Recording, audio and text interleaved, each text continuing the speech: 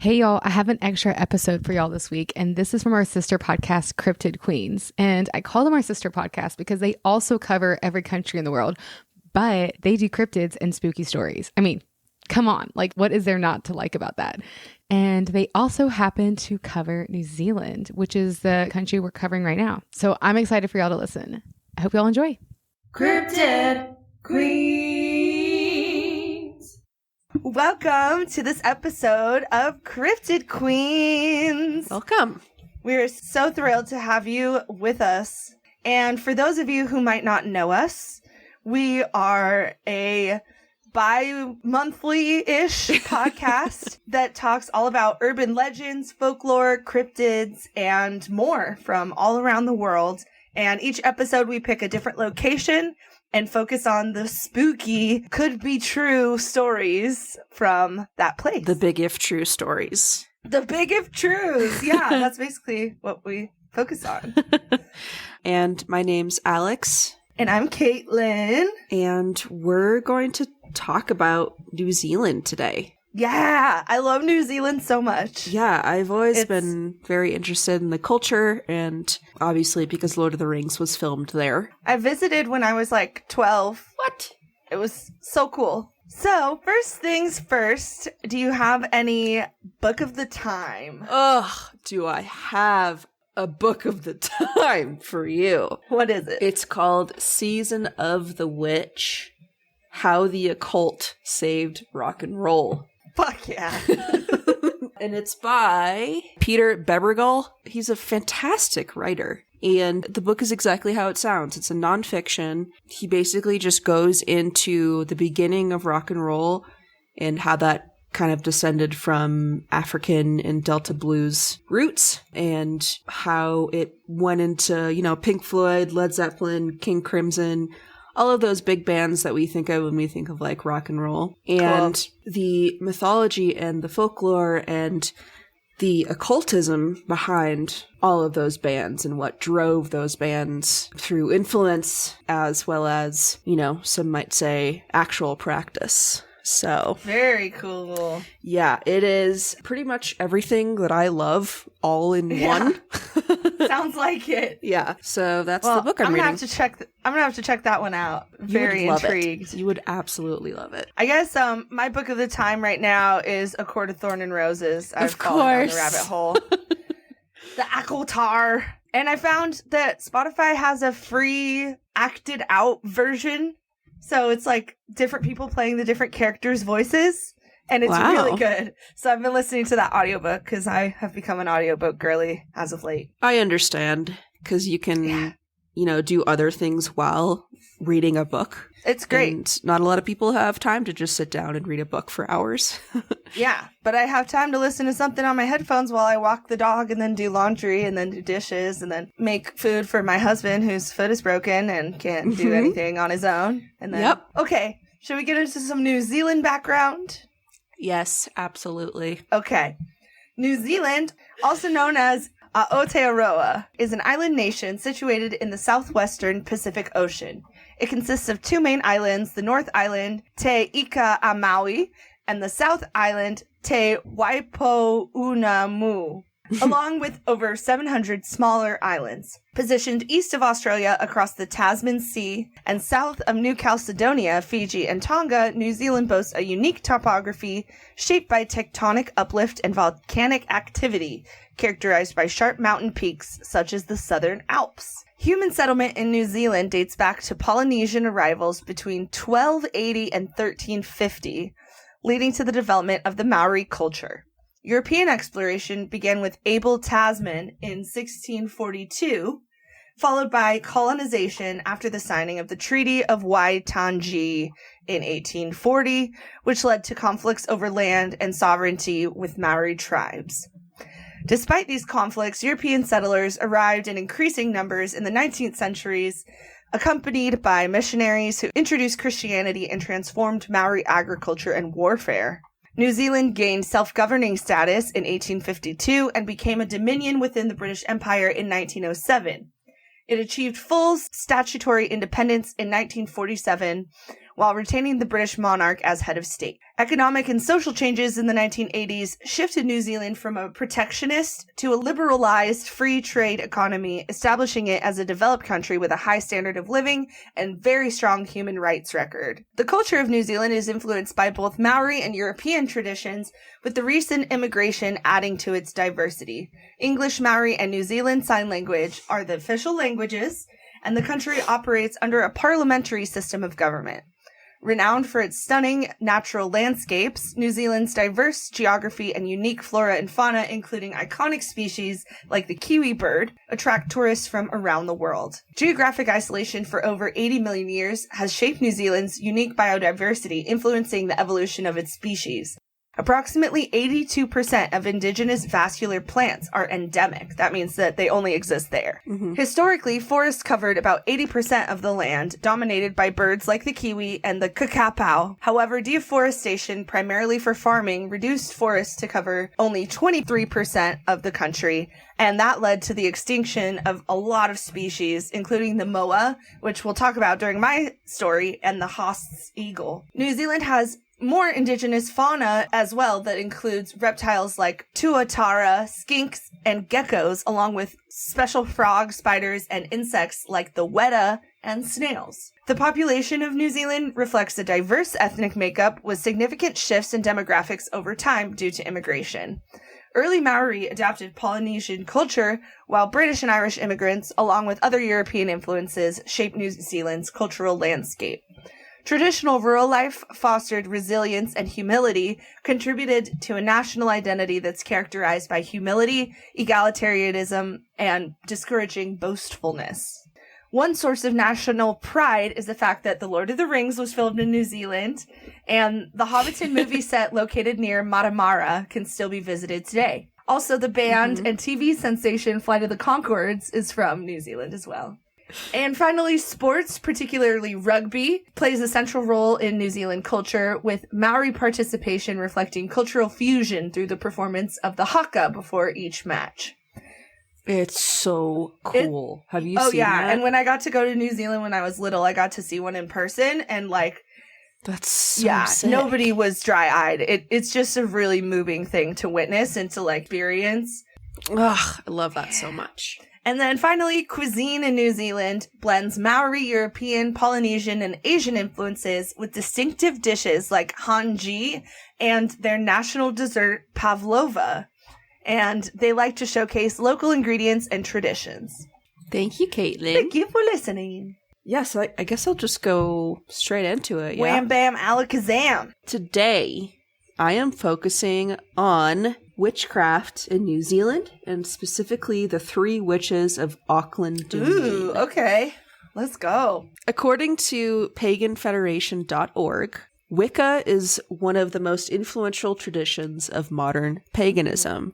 Also known by the name witchcraft, it is an initiatory path, a mystery tradition that guides its initiates to a deep communion with the power of nature, the old gods, and of the human psyche, leading to a spiritual transformation of the self. And it's something that both me and Katelyn dabble in. Yeah, just a tad. So in Britain and other countries such as New Zealand, there are a number of Wiccan initiates and groups, including Gardnerian and Alexandrian, and other forms of witchcraft, including English traditional, Dianic, and eclectic. So the old gods that I'm referring to are the pre-Christian deities of Europe, speaking from, an Anglo perspective, right now at least. So witches worship principally the goddess of the earth and triple moon and her consort, the horned god. And a lot of people think that it is the devil. It's not.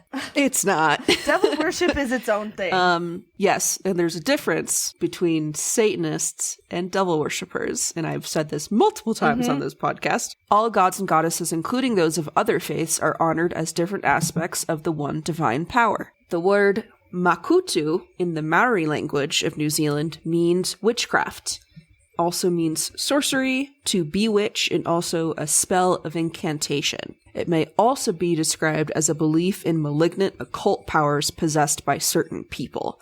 So, in the Maori culture, it has different meanings, but I think mostly it has a negative connotation to it. In October 2007, Makutu lifting in the Lower Hutt suburb of Wainui-o-Mata led to the death by drowning of a woman and the hospitalization of a teen, allegedly due to attempts to remove a curse that they believed was inflicted on these people.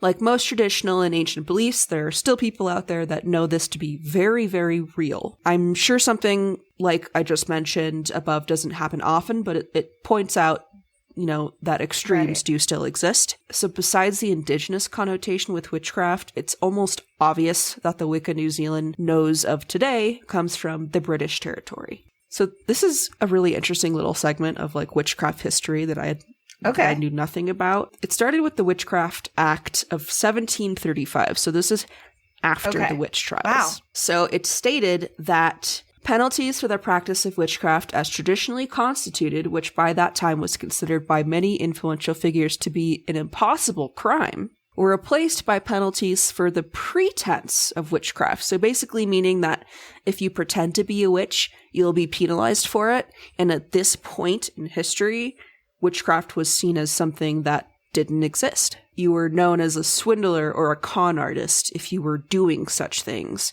Same thing goes for fortune tellers.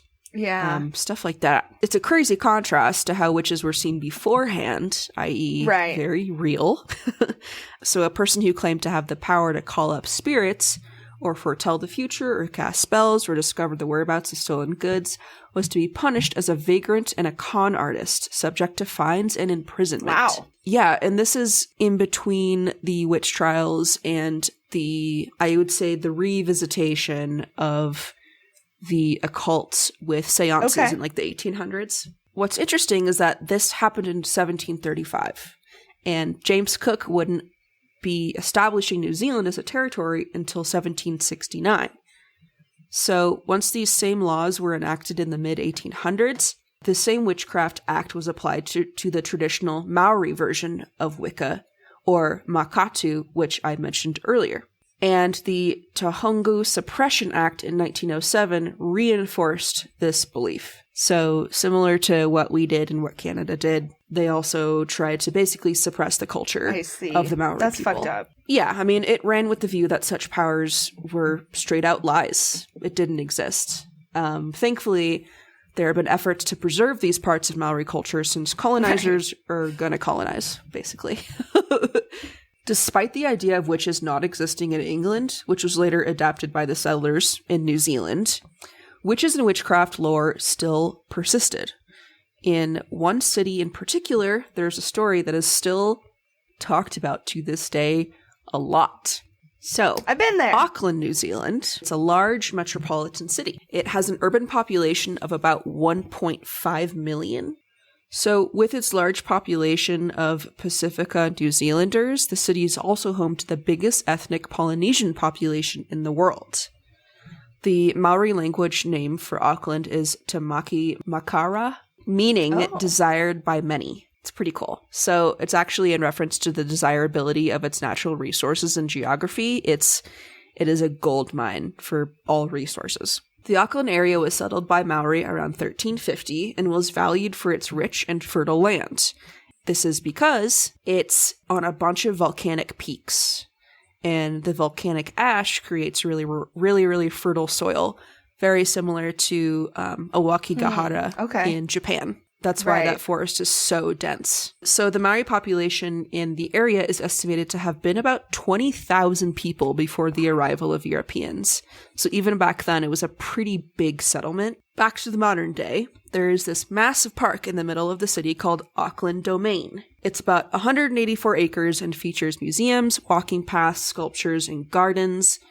The park was built upon the remains of a dormant volcano called Pukekawa, which last erupted about 100,000 years ago. This area was a key site for the Maori people, and it was actually fought over for centuries. Pukekawa is a Maori word that translates to, quote, hill of bitter memories, which is hill of bitter memories. That's intense. So, of course, once the Europeans arrived, they took the land for themselves and created a nature preserve, which is now Auckland Domain. So it's a little complicated, but, like I said, colonizers going to colonize. Among the gardens of Auckland Domain is a small pond where 3 sculptures sit. These sculptures are said to depict 3 witches that were hung in the 1800s from the very tree the sculptures sit under. It is said that those 3 witches still haunt Auckland Domain and are eager to enact revenge on the ones responsible for their untimely deaths. Spooky. Yeah. It's unclear whether these witches are from English or Maori origin, but nevertheless, they are still a prominent story within the city. So there are tales of people walking through the park being ambushed by a lone cackling or growling hag. Some have heard of a tall, very thin figure that is seen roaming amongst the trees at night, disappearing into the shadows. Claims of horrifying human-like howls and growling have come from the darkness, frightening runners. One witness claimed to have seen a dark, thin shadow making a hissing sound as it leaped from branch to branch through the trees about the 3 statues. Jesus, one that's pitch scary black as fuck. night. I would be absolutely in shambles if I witnessed that. Absolutely terrifying. So people have also had the feeling of being watched or find themselves covered in unexplained scratches and bruises after leaving the park. Even the security guards in the park have heard of and believe in the hauntings. Many have stated that they grew up hearing about the hauntings and now experience unexplained happenings. So what's really interesting about this legend in particular is that it seems to have been around for multiple generations. There's a lot of people that post about it and they're like, wow, I remember this as a kid. It's also said that if you drive down the road leading to the spot where the witches were hung, stop the car and turn off the headlights, you will see them crossing the road. Of course, there is no real documentation of these 3 witches even existing. Even still, the story has persisted over generations of Kiwis. People go there on dares and do the classic angsty things like who can go and touch it the longest. So what's particularly interesting is that the statue is actually of the 3 muses, or the 3 graces from Greek mythology, sculpted in honor of the city's 100th anniversary. Even with all of that contrary information, the legend still holds. This is a classic example of how powerful folklore persists and continues to be. And you know what? The legend and this park don't stop with just these 3 witches. If you make your way to the Auckland War Memorial Museum at night, people have, quote, heard and seen things that shouldn't be possible. This whole portion that I'm about to read is coming straight from newshub.co.nz. Gaurav Karakia and Dennis Riceborough are night custodians patrolling the halls of the iconic Auckland Museum from dusk till dawn. People often ask me, quote, is it like that film Night at the Museum? And of course I say, well, it's like that, but much worse, Mr. Riceborough says. The 89-year-old building is creepy at night. The dimly lit face of a mannequin wields a machine gun in the shadows. A cold concrete bunker houses a World War II fighter. Large Mesozoic skeletons stand in ominous silence. Any scary thoughts that might come into your brain, you just gotta put them out, says Mr. Riceborough. It took me a little while to get used to walking around by myself at night in the dark. It can be a little bit scary if you let your mind wander too much. There's enough light to see, but only just enough. As with many old buildings, the museum has its share of ghost stories, although Mr. Riceborough has never had such an encounter. Other people have heard and seen things at night. They've seen movement, he explained. There was an Asian man that videoed something by the hut next to one of the buildings of half of a body, so a torso and legs, and showed it to some of the visitor hosts, and they were all pretty petrified. So there's definitely something going on. I know this is kind of short, but I'll end this with just a couple of comments from a Reddit thread that was talking about it. It's wild that so many people remember this as kids. So there's this one person named Mandy Pearson who said, we used to go there all the time at night. Depending on the lights and stuff, the witches cast a shadow, which looked like they were hanging from trees. It was freaky. there's this other guy that said the 90s called and they wanted to scare teenagers hotboxing their car in the Domain. Can't believe this schoolyard rail still persists. Did anyone ever believe this? And then someone commented below and just said, you sound fun. This one person said, it was a popular spot for a joint back in the early 90s. Great place to drop acid. Would always stop down there after the illegal drags at the back of the museum for a lazy blazy. Oh, lazy blazy. See, no, it always goes Cockney. It always goes Cockney. I can't help myself. See, that's British. Yeah, it's hard. Anyway, that's nice. That's the story of the three witches. Good job. I liked it. Thanks. Cryptid Queens. Okay, should I go into mine? Yes. Okay. All right. So I'm doing the Giants of Aotearoa. Okay. AKA the Giants of New Zealand. There were giants in New Zealand. They're extinct now, most likely, but I truly believe that they were there because there's a lot of actually pretty scientific research about this. Interesting. Okay. It's fucking wild. Get ready. Here we go. The incredible, unique, and sparsely populated New Zealand landscape serves as the backdrop for ancient tales of giants. From the rugged mountains of the South Island to the verdant forests of the North Island, the land in New Zealand, known to local indigenous Maori people as Aotearoa, holds many secrets of extraordinary stature. Extraordinary stature. Extraordinary. The legends of giants passed down through generations speak of beings of immense size and strength who once roamed the islands. For centuries, the Maori people have shared stories of giants who walked the land long before the arrival of Europeans. These tales paint a vivid picture of a time when mighty warriors towered over the landscape, their presence commanding awe and respect. But the stories of giants are not confined to ancient lore. They have also been revived in modern times through archaeological discoveries across New Zealand. And the evidence of giants buried beneath the earth speaks to a hidden chapter of New Zealand's past, where larger-than-life beings once actually walked the earth. Oh my god, I'm so intrigued. Yeah! That's why I was like, I'm doing giants. I don't think we've done giants before. Like, we've done Bigfoot, but he's giant, but... We did something. We did giants for, I believe, Honduras. It was like one of our 2.0 episodes. Oh, okay. Potentially. The giant with like the feet backwards. Oh, yeah. Oh my god, I forgot about him. Yeah, and he danced and he accidentally stepped on someone when he was dancing. Remember Yes, that? and then that's why they had to run him out of town or whatever, and then he became a bad guy. Yeah, that's right. That's what happens, man. If you haven't heard our Honduras episode, go back in time and listen to that, because it's a pretty good one. It's pretty cool. Okay, so let's talk about some of these ancient legends. So in Maori mythology, legends of giants loom large, pun intended. According to Maori tradition, the ancient warriors of New Zealand were of remarkable stature. They had huge weapons, and they were unmatched in strength when it came to battle. One legend speaks of Kiharoa, a giant of the Ngati Rakawa and Ngati Wakatera tribes. The giant. Nice work, Katelyn. Thank you. Thank you. There's a lot of vowels in there. A lot of vowels. It reminds me of like Hawaiian a little bit. Yeah. And you pronounce every single vowel. Yeah, it's very similar to that. I think there's some like Polynesian influence there. Absolutely. Yeah. So anyways, this giant made its home in a stronghold in an area known as Tokanui Pa, and that was nestled amidst the Three Sisters Hills in King Country.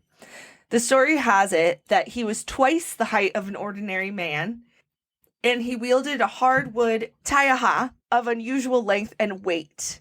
And the taiaha is like it's a traditional staff. Weapon of the Maori or New Zealand peoples, and it's like a close quarters staff weapon that's made from either wood or whalebone. And they're usually about 6 feet long or 1.8 meters in length.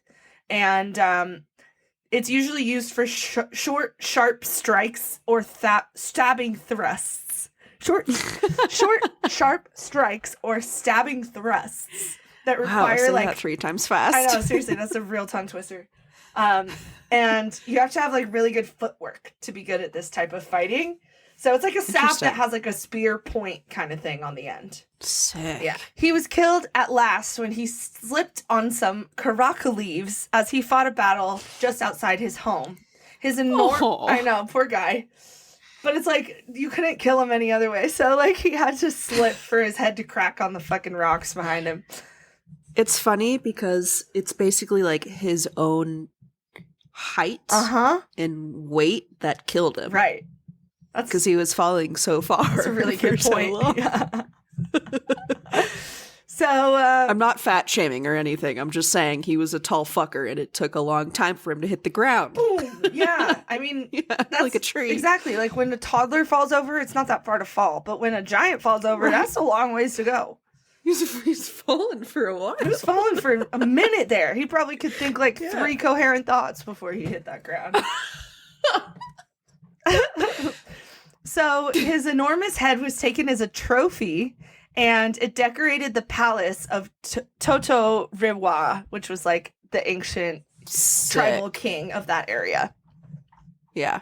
And after his death, the tribes had to excavate a large section of land to serve as an oven to cook the huge body where he fell. So in order to like burn the body, they had to construct like a huge... Because they couldn't even move it? They were just like, I guess we're gonna do it right here. Yeah, we're gonna do it right here. Yeah. That's crazy. Yeah. What is it called? Cremation. Yeah, they had to create a cremation station right where he laid, basically. Cremation station. Yeah. So the children in those parts called the area the Giant's Grave, and today the spot is close to where the Tokanui Hall now stands at the crossroads. So similarly, tales of the Matao, probably Matao, another giant of the Ngati Raukawa tribe, echo through Maori history. Residing at the top of a hill overlooking the Wairaka River, Matao, the giant, was said to tower at a staggering 11 feet in height. And he also used the taiaha, the wooden spear weapon as well. In Rotorua country, which is the area that has a lot of hot springs, and it's really beautiful, but it smells like sulfur. It smells like sulfur there. So like when we were there, like you could go into the hot springs and it was really beautiful and the waters were so nice, but everything smelled like a rotten egg. For some reason, I kind of like that smell. Ooh, then you should definitely go to Rotorua. You'll love it. You know, that's also the smell of demons. Sulfur? Oh, yeah, that kind of is a historical thing, huh? I forgot there is, like, actually a really interesting reason why that is, but I can't remember. Okay. I'll have to look it up. It's like, it's something that has to do with, like, hell having that smell, and there's like a really interesting like archaeological context to it. I can't think of it that right now. That's pretty cool. Anyway, I know if you figure it out. I will, absolutely. Okay, so anyways, in Rotorua country, also there were stories of huge warriors of the past. The most famous one was actually a chief of a tribe, and his name was Chief Tuhurangi. And he lived 3 centuries ago. He was 9 feet high, according to tales, and it was about 6 feet up to his armpits. Oh my God. His bones were buried on the east side of Puhurakipa on Mokoia Island in Lake Rotorua, above the present-day settlement on the flat. In 1896, Tamati Hapimana said that Tuhurangi's bones were still up there deep in the ground, enclosed in stone slabs. The chief was supposed to be able to shout from the mainland, Mokoia Island, Mokoia Island, 3 or 4 miles away. And he would shout, bidding his servants to prepare food for him so that it would be ready when he got there. So he was so big that he could yell really far, basically. Where my pretzels, bitch? Now let's get into some archaeological evidence, because this part I'm excited blew about my this. mind. So modern day as well as historical archaeological discoveries offer a glimpse into the possible existence of giants in ancient New Zealand. Despite the decay and withering due to time, these skeletal remains bear testament to a hidden chapter in New Zealand's history, where giants walked the earth and left a legacy for future generations to uncover. In 1875, the Timaru Herald reported the remarkable discovery of a gigantic skeleton unearthed from the sands of Saltwater Creek Spit. Described as belonging to a man of gigantic stature, the skeletal fragments offered immense clues to the existence of a mysterious tribe of local giants that were known as Te Kahui Tipua. Despite the decay of time, the symmetry and size of bones hinted at an ancient lineage of giants that really could have walked the hills in New Zealand. That's crazy. Dude. Similarly, accounts from the Port Waikato region speak of colossal skeletons discovered within burial caves that only mysteriously vanished without a trace after they were reported. So they found these things, they reported it, and then all of a sudden the bones are gone. So somebody probably took them. What? Or they don't want us to know about it. Or, as reported in the New Zealand Truth in 1965, the existence of these giant skeletons hint that giants really did exist. And somewhere out there, those bones still remain. Wow. The discovery of a 7-foot skeleton in Wanagaroa in 1934 further underscores the prevalence of giants in ancient New Zealand. With distinctive features such as red, fuzzy hair and unusual artifacts found in the cavern, the skeleton offers tantalizing clues to the identity of its enigmatic inhabitant. Well, there's definitely people that are 7 foot tall. There are. So there could just be a really tall dude, and then he's called a giant. I don't know. Yeah, I mean, I know that, obviously the 101 of genetics is that, if a tall person mates with another tall person, they're going to create a tall person. So maybe it's just that, but the extreme. Right, and I don't know. Because the land is so far away from everything else, it makes sense that, over time, one particular tribe could have interbreeded so much over time that they just got taller and taller over, hundreds of years. I could see it. That's so crazy. I mean, it makes sense, evolutionarily, but there's not a clear example. And why would they not exist now? Why wouldn't there be evidence of, really, really tall Maori people now? Yeah, I mean, they're definitely, tall people, but not 11 feet tall. So, even in more recent times, reports of giant skeletons continue to surface, adding to the mystery surrounding these prehistoric giants. In 2008, the discovery of a large skeleton in Omokoroa sparked curiosity and controversy, with authorities quickly whisking away the remains without revealing any further information about the investigation. Boo. Yeah. What the fuck? I know. Just tell us the truth. Weird. I want to know about the giants. Yeah. So, as archaeological investigations continue to uncover new evidence, the question of giants in New Zealand remains a topic of debate. Now, let's talk about some modern expeditions. So, while people were trying to unravel the mysteries of New Zealand's ancient past, modern expeditions have played a crucial role in uncovering clues and shedding light on the existence of giants. With a combination of scientific expertise and historical insight, researchers and explorers have attempted to uncover the truth. One expedition took place in March 2020 when an article from Radio NZ reignited the interest in an old dig site, prompting discussions about a potentially significant discovery. The excavation unearthed an extraordinarily long bone, sparking speculation about its origins and significance.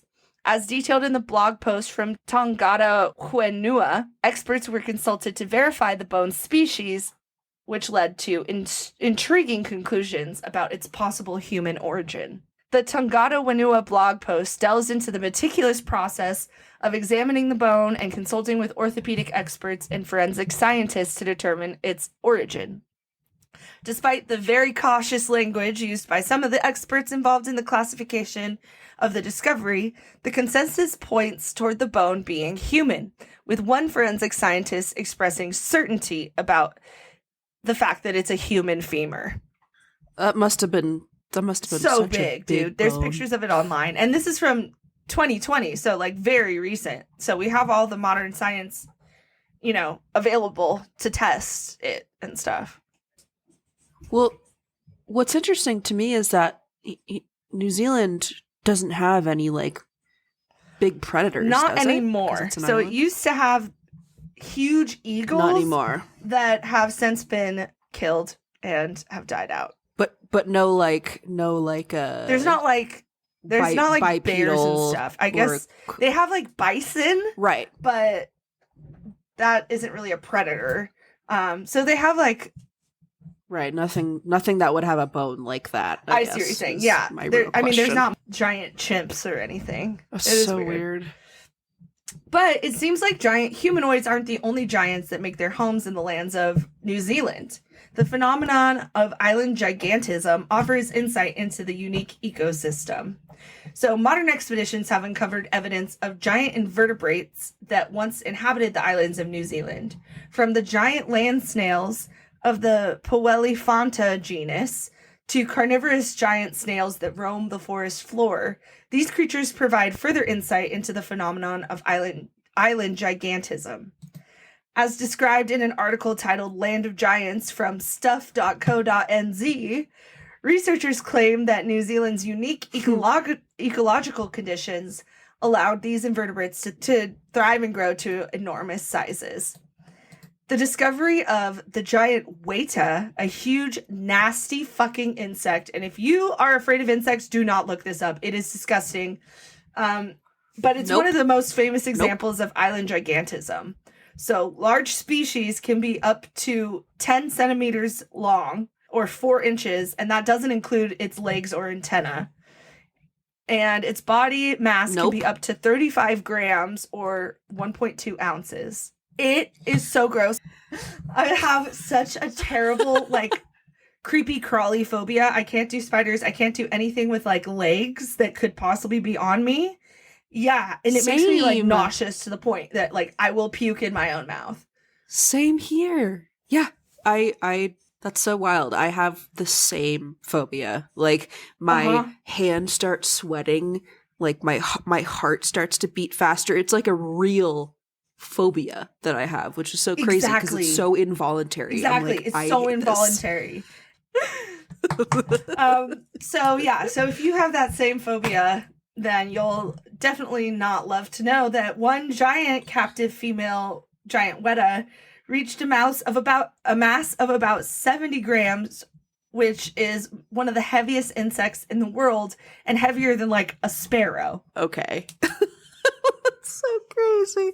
After colonialism started happening, the giant weta were driven to offshore islands because of the arrival of rodents from colonial ships. Before that, there were no rats and mice at all. And that fucked up the entire balance of the ecosystem. So of course. Okay, so we're moving on from bugs now. Another giant animal that's now extinct is the giant moa. The moa were these huge, large, flightless birds. They lived only in New Zealand and are now all extinct, unfortunately. And the largest species of moa, and the best known, was the genus Dinornis. Dinornis. Ginormous and was dinosaur. The genus Dinornis, which grew up to 3.6 meters or 12 feet tall. 12 feet tall! Holy shit! I just looked one up, and the first photo that came up was the massive claws. The huge, talon shit that looks. I'm pretty sure it's looks descended like from a velociraptor. There's no way it's not. Claw. That is. And these birds weighed as much as hellish. 230 kilograms or 510 pounds. Bird bones are light too, so for it to be 510 pounds, that's a chonker. They do. I have hollow bones. But so the group of birds to which the moa belong had been in existence since the Cretaceous period. Moa are classified scientifically as ratites and are closely related to the living ostrich, emu, and the extinct elephant bird from Madagascar. While these giant moa are now extinct, they kind of show New Zealand's tendency toward giants across species. Well, my thinking with like species that kind of evolved to be massive, if you have no natural predators, Abundance, and if the resources of the land are bountiful, it would make sense that, you know, these species would grow really big because there's nothing to dwarf the evolution, I guess, in the size wise. Yeah. You know what I mean? That's crazy. It's like putting a goldfish, and they keep getting like bigger a small and bigger. goldfish in a big tank. Oh, amazing. They're like a foot long. We had a fish like that. We won him at a fair, and he lived for like 15 years, and his name was Gil. He passed away finally. We used to have a Progostomus fish. Oh. It's like one of those sucker fishes. Cool. And we had him for like 20 years, and my dad called him Tog. T-O-G. The old guy. It stood for the old guy. I love that.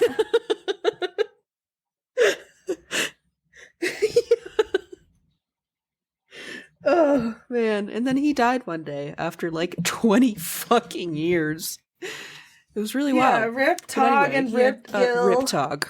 Gilliam P. Schwimmer. Gilliam P. Schwimmer. Okay, let's... It was short for Gilliam. Is Gil short for Guillermo? No. Yeah, but is Gilliam a name, actually? No. Just trying to figure out if it's actually Gil. short for something. Guillermo, I think, is something that people can use to go by Gil. But okay, so let's get into some sightings. You want to hear a few sighting stories? Most of them are sightings of remains. Just warning you, so don't get your hopes up too high. But yeah. Okay. The Giant of Timaru, February 24th, 1875. It was a day like any other in Timaru, New Zealand, until something strange occurred. As Mr. Bullock, who was transporting a load on a cart drawn by a horse, stopped near a creek. He dug deep into the sand on the saltwater creek spit and stumbled upon fragments of a bygone era. The discovery sent shockwaves throughout the community, for buried beneath the surface lay the remains of a giant. Described as a man of gigantic stature, the skeleton hinted at a forgotten chapter in New Zealand's history. Yet, as quickly as it emerged, the evidence vanished, and the story remains shrouded in mystery. Then there was the mysterious skeleton of Wanagroa in 1934. Deep within a cavern in Wanagroa, the land steeped in legend, lay the remains of a towering figure. Discovered in 1934, the skeleton stood as a testament to the ancient inhabitants of the land. And this was one of the skeletons that had red fuzzy hair and unusual artifacts nearby.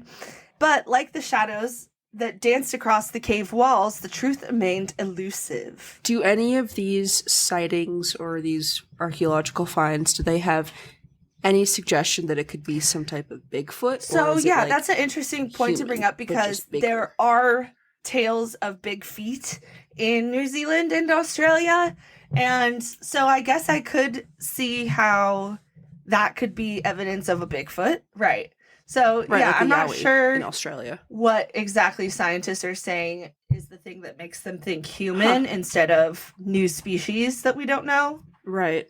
Maybe, yeah, I don't know. Anyway, so then in 1973, amidst the rugged terrain of Matira Road, a cave beckoned to those brave enough to venture within. What they found defied comprehension. Several tall skeletons, standing up to 8 feet in length, emerged from the depths of the earth. But before the truth could be unearthed, the cave was sealed shut, and the secrets were locked away for eternity. The road was diverted and the landscape forever altered, leaving only whispers of what once lay beneath. Yeah, I guess the Maori indigenous community didn't want the skeletons to be unburied from the cave, because they were like, this is a sacred space. So they sealed it instead. Okay. I get it. Like, All I right. want to know the All right. science, I take back my but what's. there's something to, like, respecting the dead as well. So then, in 2008, in the quiet town of Amakoroa, a lone worker stumbled upon a discovery that defied his explanation as well. As he unearthed the remains of a large skeleton, the air cracked with anticipation. Yet before the truth could be revealed, authorities intervened, whisking away all the evidence under the cover of secrecy. So with each sighting, the veil of secrecy surrounding New Zealand's ancient past grows a little bit thinner. Yet for every discovery, countless questions remain unanswered, and the search for truth continues. So as our exploration comes to a close, it's interesting to reflect on the enduring legacy of giants in the land of New Zealand. As stewards of this land, people across New Zealand, especially Maori folks, recognize their responsibility to preserve and protect the legacy of these giants for future generations to explore and admire. The end. Wow. Interesting. I feel like I need to think about that for a while. There's so much like turmoil in my mind about, the sacred, like, cultural significance of, keeping those skeletons buried, and the scientific part of my mind that's just like, I want to know what it is. Thank you so much to Culture Cult for having us on to share some creepy, interesting stories about New Zealand. And we hope you check out Culture Cult's episode on our page, as well as listening to this episode on their page. And if you guys want to know more about me and Katelyn and Cryptid Queens, you can follow us on Instagram at Cryptid Queens Podcast. You can also email us at cryptidqueenspodcast@gmail.com. And we also have our personal Instagrams up there as well. And we hope you have a week that's not too spooky, but just spooky enough. All right, bye.